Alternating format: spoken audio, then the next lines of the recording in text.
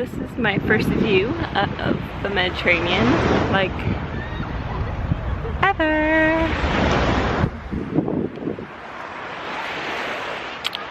So I was just gonna do like a little chatty video of Spain because today is my last day in Spain.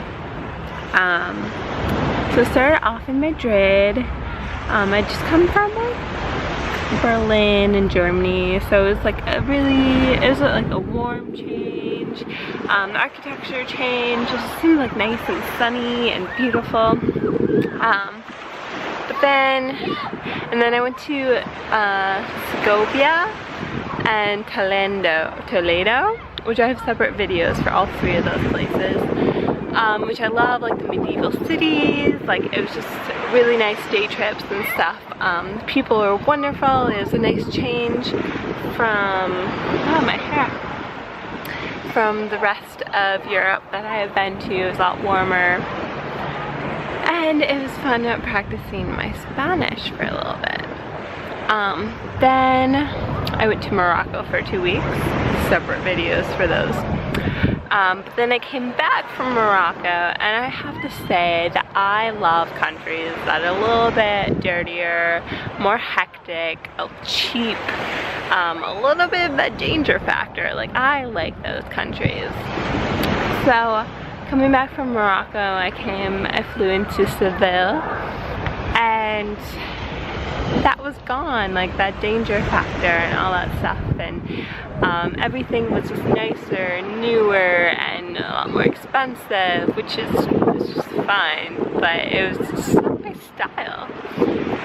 So I was kind of missing Morocco. So I was in Seville for two days, and then I kind of went on a whirlwind. Seville's lovely. It has a nice Game of Thrones castle. Yeah, I'm sure it's all known for other things than Game of Thrones. A nice cathedral, but I've seen too many cathedrals in my life that I just can't be bothered anymore. So that was nice. Then after Seville, I went to Granada, but I was planning, because I was coming back to Seville to fly to Barcelona.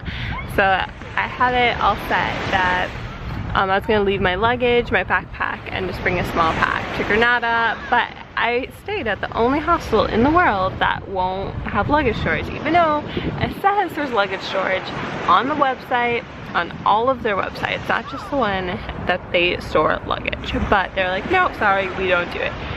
So, well, it is my pack, so I have to carry it anyways, but that was just a huge bummer because it just slowed me down.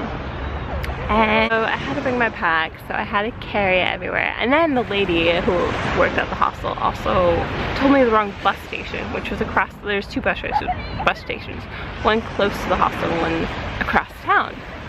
And she told me that the bus station I had to go to was across town.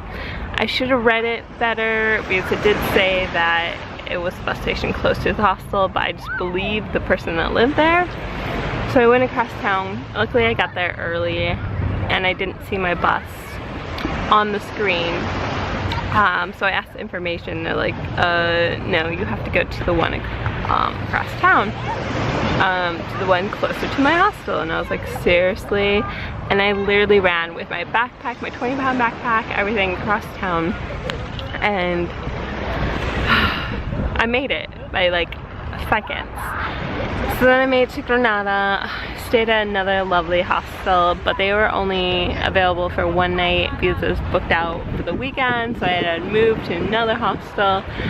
Granada was great as well. I did 2 walking tours. I didn't get tickets to the Alhambra, which is okay because it was never on my list of things to do. It was just something that everyone told me I had to do, but I had just come from Morocco, so Granada was really like an upper class Morocco. Like, everything was cleaner, everything was more expensive, but everything was nicer, which in my case I hate. I'm weird, I know. So I didn't really have any interest in going to Granada. I mean, if there was tickets available, which it's almost impossible to get tickets if you don't do it in advance. But if it was available, I would have went. But since they weren't available, I just had no care. Then after Granada, I went to Cordoba for not even a day, like a half a day, just to visit a friend. And then that same day, I went back to Seville, got in around like 11, went back to my hostel that I originally stayed at, and the lady again, she was there, was like, oh, how did your luggage, like rubbing in that I had to take my luggage all this way when it could have been so much easier if I just would have left my luggage. Like, it just had clothes in it and nothing important. I would have carried all of my important things. And then so then the next day was daylight savings time, and I had to take the first bus at 4 o'clock in the morning. So I didn't know how to set my alarm. Like, did my phone automatically change? Like nowadays they do, but I didn't know because my room didn't have Wi-Fi, if it needed Wi-Fi to automatically change, or what was the deal. So I was really afraid that I was gonna miss my bus because I had like a 6 a.m. flight. But ended up to be good. My watch changed automatically. I woke up at the same time, right time. It was actually super early. And so I had like no sleep at all for the last like 2-3 days. And then I get to Barcelona, and Barcelona is beautiful. And I get to my hostel, which I had like reserved a month or 2 in advance, and they're like, oh, sorry, you can only stay, I was supposed to stay 4 nights. They're like, you only can stay 1 night because there's technical problems and we have to close. And I was like, are you serious? Like, why didn't you email me? I could have like got in their hostel, like I could have figured stuff out. So then I had to get, oh, and then, so I got in at like 9, and they wouldn't let me go into, all they wanted to do was sleep, and they wouldn't let me go in till noon, which is like standard. But I was just like, first off, you tell me that I can't stay longer, and then you're telling me I can't sleep. And I was like, at least like tell me one bad thing. At least tell me one bad thing and not like tell me 2 things. If you tell, and then at noon, well, the reason I couldn't go in till noon because I had to clean the room. But I went in at noon and there was only 2 people in there, and the beds had been made and no one had checked out, because I know that because I stayed there on the couch until noon. And then I had to reserve another hostel, and they're all booked out. So I had to get one that was like literally an hour away from town, walking. And I walk everywhere. So every day I've been walking like 5 miles to get to town, and it's exhausting. And so I'm not too happy with any of the hostels I've been at. But Barcelona itself is alright. I took a few tours.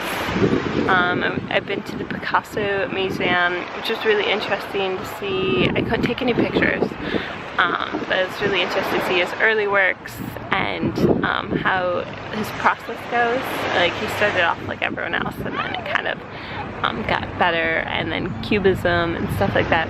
There wasn't any of his really famous works there. Those were at other places, but there was a lot of his works. And it was also interesting to see how crazy he went when he was out there. Like, he just drew pictures of pigeons.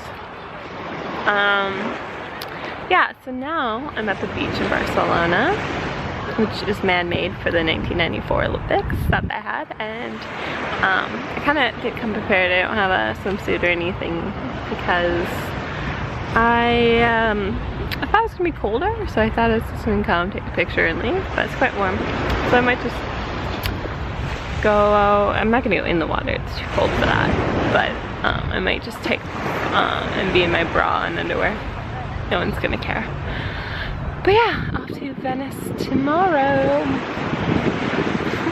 Ciao, ciao.